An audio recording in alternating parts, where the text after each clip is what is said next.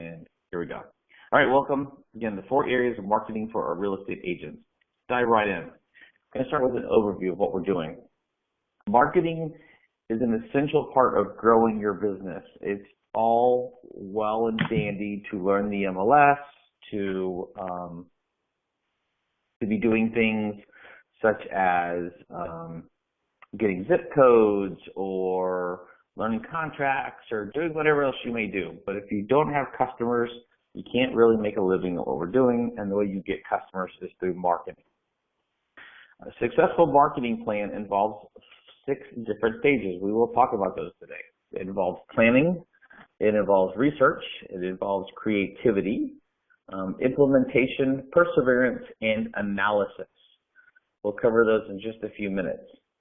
My key to you on this is that a good marketing plan is very well thought out. It's not something that is just done by the seat of your pants, but it is continually updated to fit your needs and the needs of the market.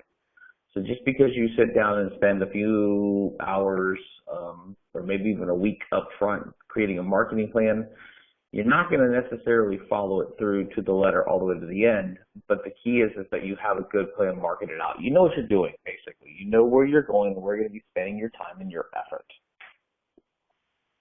Also, a good marketing plan, a productive one, takes advantage of opportunities that you create. I'm a very big proponent that if you will be proactive, if you will continue to do activity. I always say activity breeds activity. So the more activity you do, the more opportunities you'll have, and the more opportunities you have, if you take advantage of those opportunities, they'll continue to create more opportunities for you. It is an opportunistic industry. It's whoever is in the right place at the right time to get a customer, whether it's a buyer or a seller. There are lots of buyers and there are lots of sellers out there. There are lots of real estate agents out there. They don't all come from referrals. They don't all come from open houses.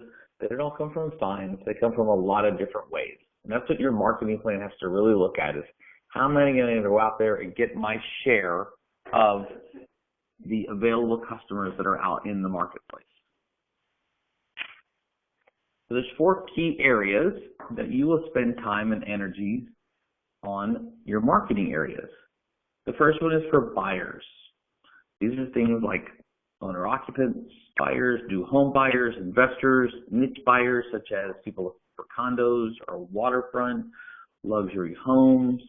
This is what we tend to call refer to our prospecting. We're out there prospecting for buyers. We're out there prospecting for people that we can take to buy a house.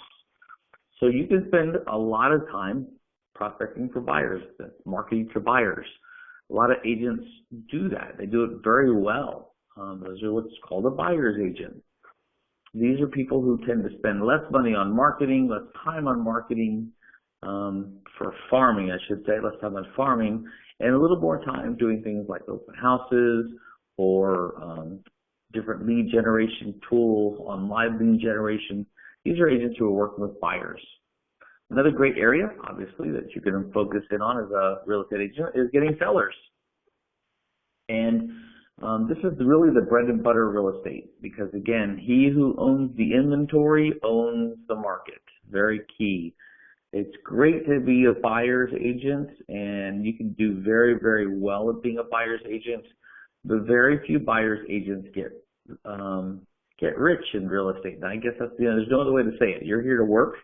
You're here to make, be productive, and having listings will help you do that because listings not only will attract buyers, but they'll also attract other sellers, and they'll open up more doors. It's like you're almost double dipping in that sense. A lot of times it's really cool when you do sell your own listings because you are double dipping them. When you get 6% on a transaction instead of 3%, that's kind of nice. So there's a lot of times that's what agents will market to is to market to sellers. You're trying to build your inventory. This is farming and networking, as I say. You're really networking for listings. Then another key area that you're going to market into is for contracts. And what I mean by that is you can pick up a buyer, that's one area. You can pick up a seller, so you can get the listings, that's another thing. But once you get the listing, it's what do you do with it? What are you doing to get a contract on your listing? This is what they want when you have a seller, right? A seller wants you to get them a contract. This is what we call marketing the listing. There is a sheet. It is in Back Agent under Agent Tools. It's a check sheet. This is where you're going to spend a lot of time advertising your listing. You're going to do things like putting a yard sign in the yard, putting flyers in the take one boxes at the yard. You're going to be mailing just listed postcards. You're going to be creating a virtual tour. You're going to be creating a single property website. You're going to be going on different websites online such as Zillow and Trulia and HotPads and Realtor.com, and you're enhancing those listings.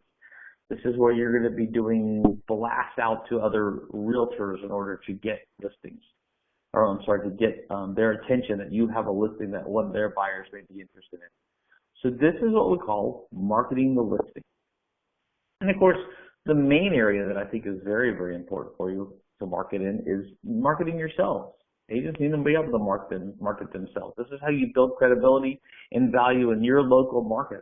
Real estate is local, and this is what we call building the brand of you. So we'll get into that in just a few minutes as well. So the stages of a good marketing plan. There are, as we said, 6 stages. The first stage when you're going to sit down and do some marketing is you got to plan. What are you going to do? Where are you going to spend your time and your money? And how much time and money are you going to spend? Where are you going to spend that money? Not just geographically, but are you spending it on online advertising, print advertising? Are you doing postcards and mailings? Are you going to be spending time and efforts on developing an advanced website? Then where are you going to target that? Who are you going after?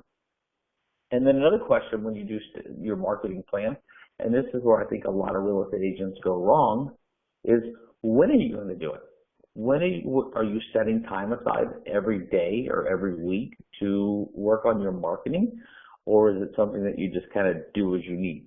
So that's important. The planning stage is probably the most important of all the phases because it really sets you up for success. Part of that planning phase is researching. And researching is, who is my target? Who am I going after? If I'm going after buyers, is there a certain demographic of buyer I'm looking for? Is there a certain area I should be attracting buyers from? What about sellers? Am I going after single-family homes? Am I going after condos? How about waterfront, lakefront, whatever it may be? What area of town is it in? What price point am I searching for? What type of buyers? Am I good at VA buyers and FHA buyers? Do I just want to work with cash buyers? Do I want to work with investors? These are the questions you have to ask yourself, and you have to look in the market. Look at the statistics. If you want to say, I want to sell luxury waterfront homes and anything from $500,000 to $1 million, well, get in the MLS and look in the area that you want to work in. And then look at the number of both sold and active comps that are in that area that fit that criteria. If there's not a lot, and you tend to notice that there's a lot of real estate agents that are really, really saturated that niche, maybe that's not the best niche for you. That's what the planning will do for you. It'll help you kind of get focused before you actually start doing something. The next area is creativity. That's the next part of your marketing plan. You kind of know where you're going to do something, who you want to market to. Now let's get crazy and let's get out there. Let's come up with something that we can use as our marketing pieces. I said one of the lines I'm saying is don't reinvent, but be unique. It's amazing what you can find on the web. It's amazing what you can find when you do a Google search. You don't have to reinvent the wheel. I'm not saying to copy something word for word or copy something exactly identical and just put your picture on it and pass it off as yours. No, you need to be creative in the sense that, okay, I like this flyer over here that I see, and I like this postcard here, and I like this postcard. Can I combine the two and come up with something that kind of uses the same verbiage, kind of similar layout, maybe change the colors of the font a little bit, but I'm not having to start from scratch, a blank slate per se. That's what don't reinvent, be unique means. The other part of being creative is one of the things I really stress with us here at Sandpeak is don't say or do what everyone else does. Okay, now I've added that caveat in your area. Most real estate agents tend to be lazy and they're going to borrow something from somebody else and they're going to say things the same way. They're going to use the same words as every other real estate agent does. 18 comps have sold in the area. There's 14 listings in the area. You know, I'm going to give you a free CMA on your property. Whatever it may be, don't use those words. Use the words that regular buyers and sellers use. Nobody talks about a CMA. They talk about a house. They talk about what's for sale in my neighborhood. They don't talk about, oh, in the last 6 months, these 9 properties have sold with 144 DOM, and they sold at 97% list price. That's crap. Go do that. Be unique. Be yourself. Use everyday words that buyers and sellers will use. I've added a caveat. Don't say or do what everyone else does in your area. What I mean by that is sometimes it's great to get online and see what agents in other areas are doing. Look at other areas of the nation.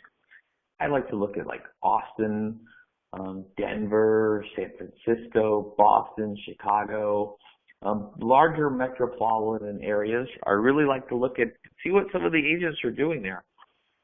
See if you can find some of the top producing agents and see what they're doing.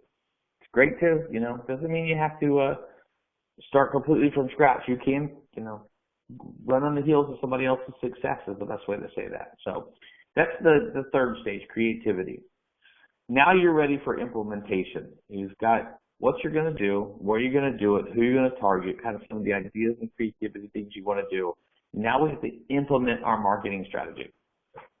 You should be spending about 25% of your time marketing. And you should be doing things on a daily basis, a weekly basis, and a monthly basis. And you need to write those things down, what you're going to do. You need to put on your calendar on Mondays from 8 to 9, I am going to be calling expired listings. On Saturdays, from 3 to 4, I will be writing postcards ready to mail out. On the first week of the month, I will print off and stuff 300 envelopes to mail to my marketing area. On Tuesdays and Thursdays, I will spend time on my website for an hour. On Wednesdays, I will write a blog for an hour. Whatever it may be, you will need to write it down and implement it. So that way you are consistent. It is the one thing that kills real estate agents. One of the things we also talk about here at Sandpeak is keeping our pipeline filled. And real estate is a wave. It goes up when you have a lot of listings or you have a lot of buyer activity. You got a lot of closings. It's great. You get to the top of the wave. You just had 4 or 5 closings. And all of a sudden you look and you have nobody else in the pipeline. There's no buyers. There's no listings. There's very little advertising. And you start to fall down.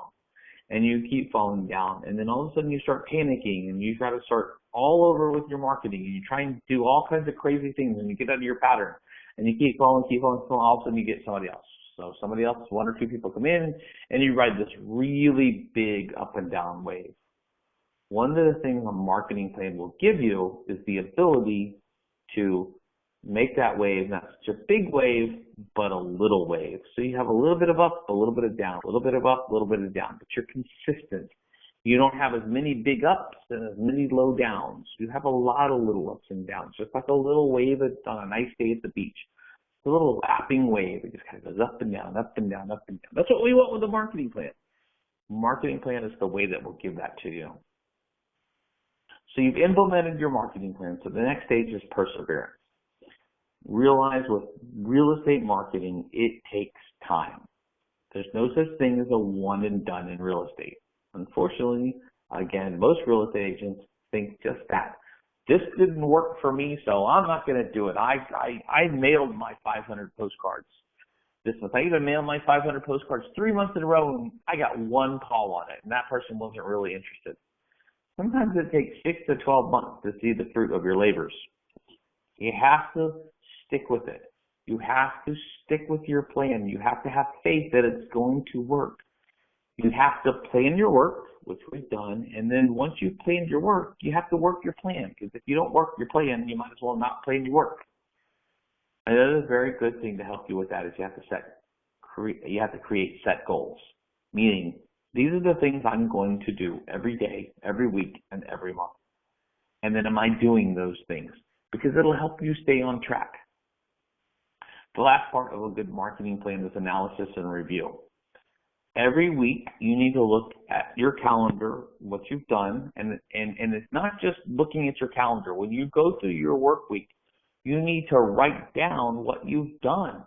If you've spent 3 hours on Monday on your marketing, write down what you've done those 3 hours on that day. So that way at the end of the week, you can go back and look and say, look, I spent 3 hours getting a postcard ready and getting it mailed out this week.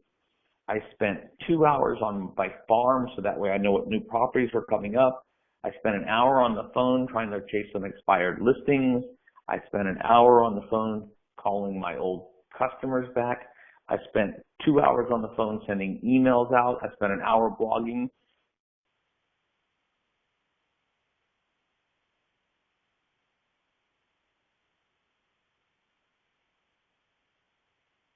You know what? Maybe I spent a little too much time on my postcards, and I really should have spent some more time calling some old leads back. Whatever it may be. Then monthly, you also need to look at it. What did I do overall? And is it fitting my plan? Am I staying on my plan, or am I drifting from my plan? Am I getting activity from my plan? Are leads coming in? Am I getting phone calls? Have I got some listings? Have I got some buyers? Did I get some contracts out of it? You need to track what you're doing, because when you track what you're doing, you're able to successfully look back and analyze, and you can push your resources, which is your time and your money, into the areas that are most creative for you.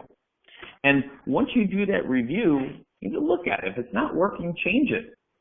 It's okay to change your plan midstream, but don't scrap it and start over again, but analyze it and say, you know what, maybe this isn't working for me. I always say this as well. Statistics are the key. You have to track it. What you can't track, you can't see. So if you can't track what you're doing, how can you know what you're doing? I've got a great spreadsheet, I call it a monthly marketing action plan. I created it when I was with the builders. It gives a lot of key areas for marketing, and it kind of gives you an idea of where you're spending your time, gives you some ideas of some things that you should and shouldn't be doing. And it kind of helps you to stay focused. I'll get that sent out later today. It'll be on package, and I'll also mail it out. Also, another great thing with statistics is it also gives you a sense of accomplishment. That's another big thing with real estate, is that it's hard to feel as if you have accomplishment. We tend to do that with just the number of closings we have or the paychecks that we've made. And I will even stress more that I think most people don't do it with the paychecks they've made. It doesn't matter the dollar amount to them, as long as they're making money. Obviously, that's the key. But it's more the number of closings is what they judge themselves by. And that's very important. But if your goals don't match up with your statistics, then we've got a disconnect. One of the things I'm going to start asking everybody once a month is to sit down with their goals and to sit down with your statistics. And let's start looking at your marketing plans and what you're doing. So that way, 3 months, 6 months, a year from now, you are on a consistent plan and time frame. Okay, so let's go into the 4 areas now. What do I need to do for buyers? Well, obviously, if you're going to go after buyers, you need to ask the question, where are they? Where do they come from? How do I find them? Where do I find them? What are they looking for? Are buyers looking for single-family homes that I like? Are buyers looking for townhomes and condos? Are they looking for new construction? Where are buyers coming from? It's a question you have to ask yourself, and you have to figure that out. Are they coming online? Are they coming through Zillow or Trulia or Realtor.com? Where are buyers coming from for you? Then even more important, I think, is the next question is, what does a buyer want from you? What's your value? You have to know your value. Again, there's 6 value terms I say. You are valuable to somebody when you can save them time, save them money, make them money, solve their problem, teach them something, or the big one is to ease their pain. When you can do one of those 6, you are valuable to somebody. So how does that relate to real estate? And particularly, how does that relate to someone in real estate, a buyer who is trying to purchase real estate? How do you fit in that value equation? You have to know, can you solve their pain? Just because you sold a lot of houses doesn't mean anything. It's not about what you've done to a buyer. It's about what they need, and can you meet their need? They are looking for a particular home. Why are they looking for a home? What's going on in their life that they need to go out and buy a home? How are they going to pay for it? Do they need help with the financing and marketing through that? Are they looking as an investor to pick up additional homes? They want they want a big return on their investment. Maybe it's a single family home that a family is looking for because they want to be in a better school district, or they need more room, or their kids are growing up and they want to be on a cul-de-sac versus a busy street. What is it that they want and need? Because once you can figure out those needs, then you can really hone in on what's their pain, what's really driving this. Because that's my value, is when I can find that pain and then help you match it with the right house and the right process to get that house. That's what a buyer wants from you, and you have to understand what that is. Great. So now we're going after buyers. How do we market to a buyer?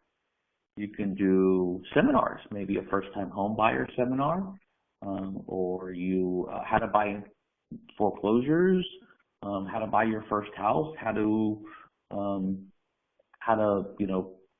why you should buy waterfront properties, whatever it may be. It could be something that you do at a restaurant, could be something that you do at a church, it could be something that you do online. You attract people from that. You have to know, that's a good way to get buyers. Open houses is a fantastic way to get buyers. Buyers are always out there looking. If you are a buyer's agent, you should be in an open house at least once a month, once a week, I should say. My advice is probably do 3 or 4 a week, because if that's what you're going to rely on to get buyers, it's a great place to find them. Buyers like houses. We are real estate agents. We sell houses. It makes sense that a buyer would find us in a house. So it's a great place all the time. Weekends, weekdays, mornings, afternoons, nights. You pick the time, you do it. If you're going to be a buyer's agent, I would recommend that you get in an open house all the time, especially as a new agent. That's a great source of leads. Get in there. I would be sitting in an open house probably 8 to 10 hours a week. Buy a folding table and a chair, grab your laptop, start doing your work sitting in an open house. Another thing is flyers. How can you market to a buyer? Flyers. Put flyers out. Send flyers out. Do some mailings to an apartment building, or an area that there's a lot of rentals. Hey, you're thinking about purchasing a home? Let me know. You get buyers from referrals. That's where we all love it. Somebody refers a buyer to us. Are you letting everybody know that you're a real estate agent? You should be. Websites. We have a lot of activity off of our websites. The website is very important because it gives you credibility. And as you get good at this, and as you start to grow your website, you'll get a lot more online traffic. You get buyers from signs, your real estate signs. That's why having your listings is important. Another great place to get real estate buyer leads is from portals, online portals like Zillow and Truly and Realtor.com. Market Leader. There's tons of them out there. You want to get those leads calling you because they're interested in a property. Very important, though, in all these stages is that you're going to market to a buyer. You have to ask the question, what's important to you?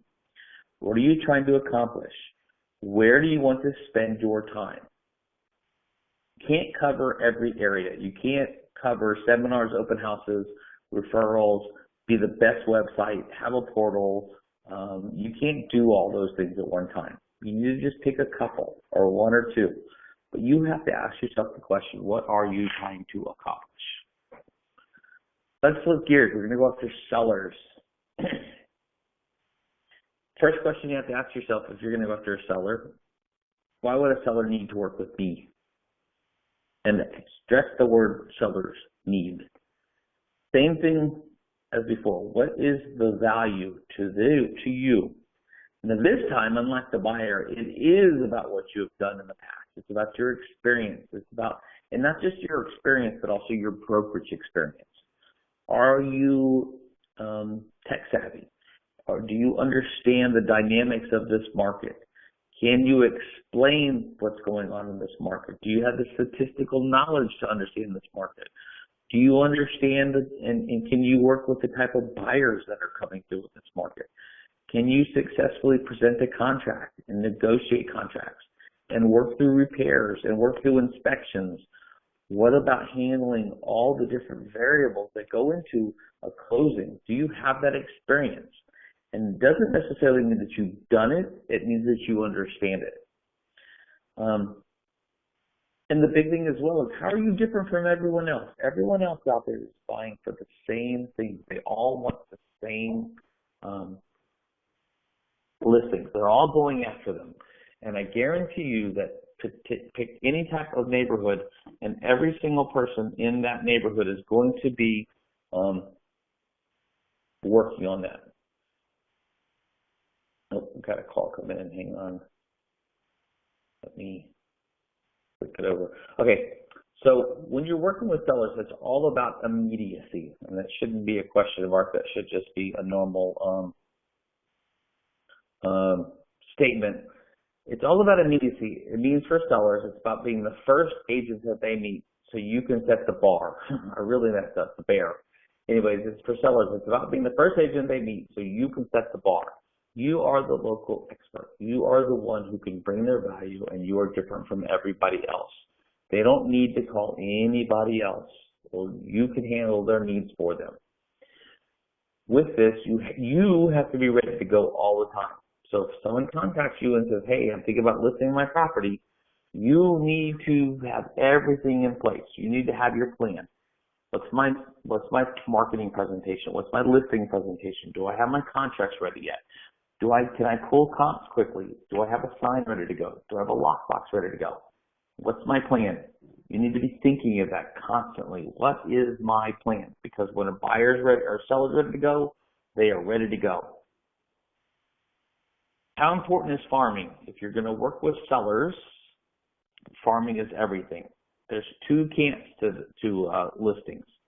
There's the local farming, where you pick a couple of neighborhoods, or you pick a big neighborhood, and you inundate that neighborhood with your marketing exposure. You're sending postcards. You're sending monthly mailings on those statistics of that neighborhood. You could be seen driving through the neighborhood because your little magnetic stickers on the side of your car, and you're driving that neighborhood 3 or 4 times a week, and people know you. You know every single property for sale in that neighborhood. You know every property that's sold in that neighborhood. You are advertising in the neighborhood flyers and newspapers. You have an online presence related to that neighborhood. You are the marketing expert. That's farming. The other side of listings is that you just do it through referrals. So you have neighborhoods and places all over the place. Or maybe your marketing efforts are broader. You have a billboard. You advertise in a big newspaper. You have a very large online presence. Those are the two differences in farming versus a broad reach. So for sellers, you have to ask yourself, what is it? Other ways to get sellers are expireds for sale by owners and referrals. Expireds are a great source to go after. Probably a full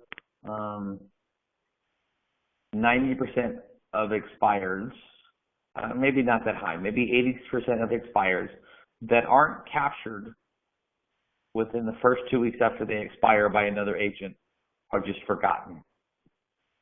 So I would start with that as an agent. I would go back a full probably 6 months and pull a list of every single property that expired in the last 6 months. I would look at it first and obviously see if, make sure that they're not a foreclosure or a short sale that went away, because you're not going to work those. Those are just junk things to go out of the way. then I would take that list and see if any of them relisted with another agent. And if they did, I'd pull them out. And I guarantee you're going to have 4 out of every 5 sheets that you print off, you're going to be sitting there with a lead. They've already had their house on the market for once. Who didn't sell? Maybe it was overpriced. Maybe it was priced okay for the market, but the condition wasn't good. It could be a variety of reasons. You need to contact them until they say no to you. Look, I'm just not going to list anymore. Great. I'll leave you alone, but you know what? I'm going to contact you back in 3 or 6 months and see how you're doing, see if you're ready. I'll keep you in the loop on the market, what's happening. Those are great sources. Keep in mind that as soon as a property expires, there are a lot of agents, a lot of big agents who have deep pockets because they've been doing this a long time.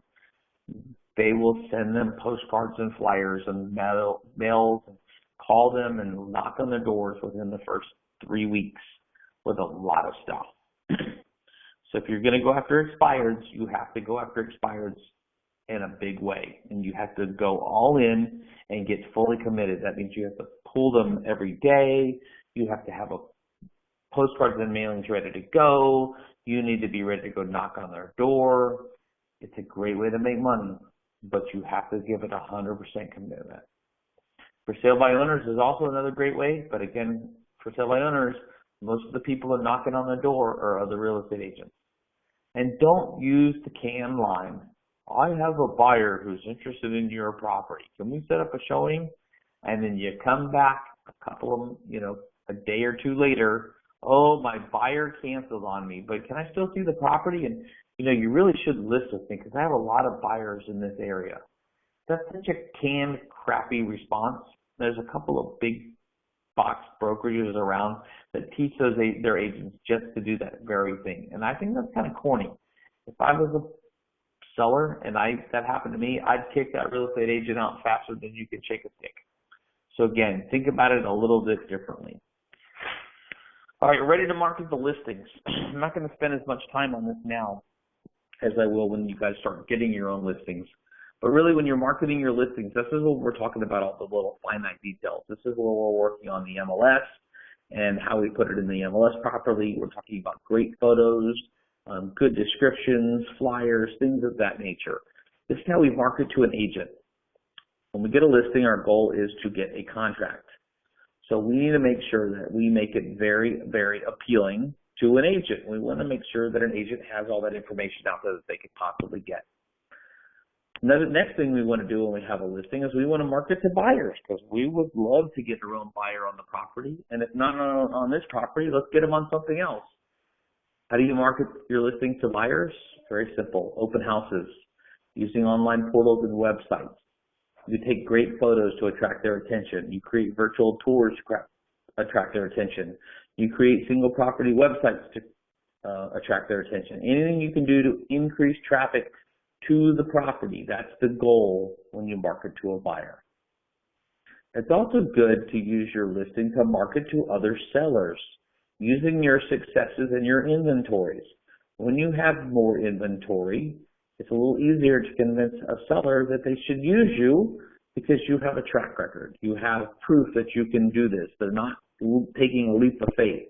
You're not an agent that has never done this before. Now, for a lot of you, you will be, but that's okay. You're going to get through that. But just know, when you get a listing, you really do need to be marketing it for other listings.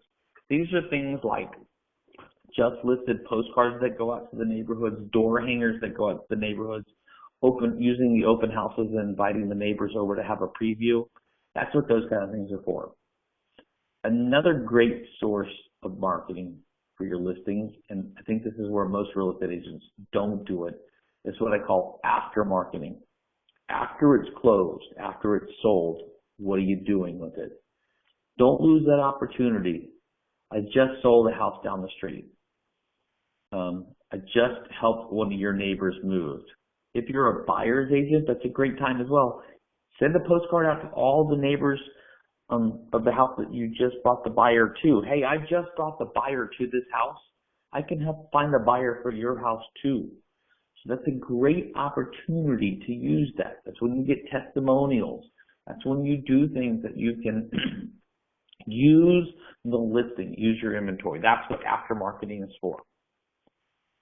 The last part, I think this is the most important part, is it's all about me. You see, in real estate, it's not about your broker. Sad as I think it is to say, it's not about Sandpeak Realty. It's not about Mike Dumas. It's not about anybody else. It's about you as the agent, because you may not be here one day. One day you may move on to another state or move on to another company, or you may go start your own brokerage, whatever it may be. So at the end of the day, it really is about you. You have to ask yourself, what's your value? That's where it all stems from. What is your value to the marketplace? What do you do better than anyone else? What's your consistency? What is it that you're good at all the time? Who are you? That's the brand of you. And I say Sandpeak is your identity. Sandpeak is the sign outside, but you are the store. You are the one that the person walks into. It's like being at Starbucks. Everybody sees Starbucks. Oh, great. Let me go into Starbucks and I'll go and see inside. But you know, you have good baristas and you have bad baristas. You have friendly, smiling faces. You have people you're like, you shouldn't even be working here. It's the same thing. When the customer comes in, how do you make the sale? What do you say? What do you do? Remember this. You are the CEO. Your desk is waiting for you. You're the one who's solely responsible for your success in real estate. You're the one who's solely responsible for what you do. I can guide you. I can mentor you. I can give you the tools. I can give you the knowledge. I can lead you to the water, but I cannot make you drink. At the end of the day, where the rubber meets the road, you have to get in your car and you have to drive. So, the next thing is know your ABCs. And it's not always be closing, although that's very important in real estate. It's always be creating. Always be learning, exploring, creating new opportunities, creating new things to improve your image. Comparing, what are you doing that's working? What are you doing that's not working? What are other people doing that's working and what's not working? You have to ask yourself, what is important to you? Because at the end of the day, it's only about you. Don't ever forget that. I think it's important that you all are part of the Sandpeak team. I think it's wonderful that you're all part of the Sandpeak team. As a matter of fact, every single agent on this team has great strengths that are, and every single agent has the potential and opportunity to be a fantastic agent, a very successful agent, an agent who will go a long way and will improve your lifestyle and improve your quality of life and give you a lot of great things that you're looking for in your life. But again, it's all up to you guys. You have to do it. And I want nothing more than you succeed. So that's what it takes, the 4 areas of marketing. I hope this was a very successful and informative webinar for you. I encourage you to, if you didn't take a lot of notes to it, to watch it a couple times over the next few months and make sure that you come up with a plan. I will get those marketing action plans out in the next day or two to everybody. And again, I'd like to sit down with each of you on a kind of a group or individual basis and help you create those plans. If you have any questions, send them over to broker@sandpeakrealty.com or reach out to me, always through back agent, of course, if you can. If not, thanks for showing up, guys. Have a great day, and we'll see you around. Take care.